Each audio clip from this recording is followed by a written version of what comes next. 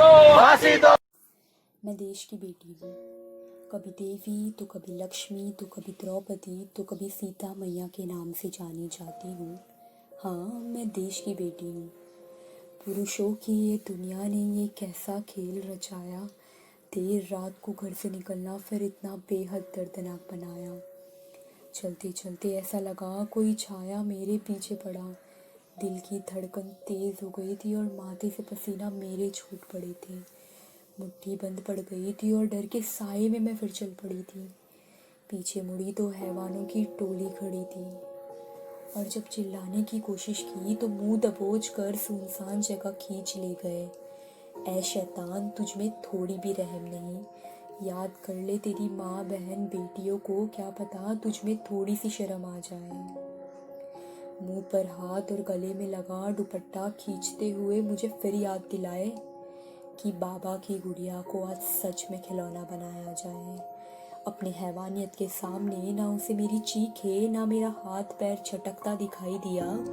घुट रही थी मैं उनमें और मौत के इंतजार में। जब भागने की कोशिश की तो बाल खींच मुझे फिर वहां ले आए।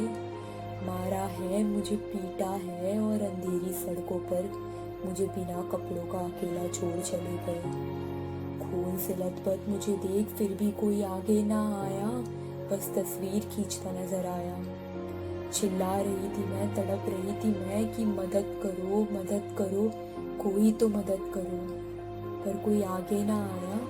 अब चीखें भी मुझसे रूठ गई और जब होश में आई तो सारी दुनिया मुझसे टूट गई। और देर रात को घर से निकलने का नतीजा है ये कहकर मुझे चुप कराया। घुट रही हूँ मैं अंदर ही अंदर और फिर कुछ कहने की कोशिश की तो लड़के हैं, बहक जाते हैं ये कहकर मुझे नीचे दिखाया। और सब भूल जाओ कहकर मुझे समझाया।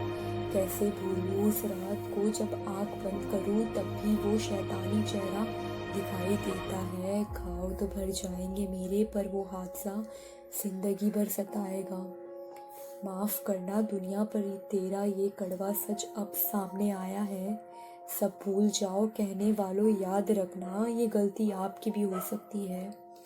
हाँ, याद रखना ये गलती आपकी भी हो सकती है। अगर आज आवाज़ ना उठाई तो कल सड़क पर आपकी बेटी भी तड़पती हुई रो सकती है।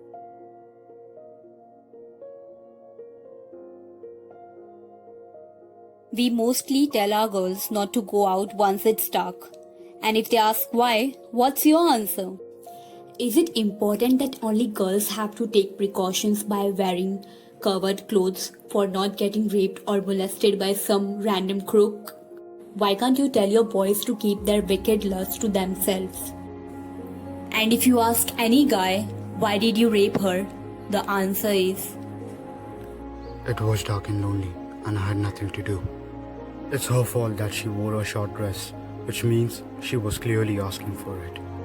And our society called a rape victim whore instead of understanding her situation.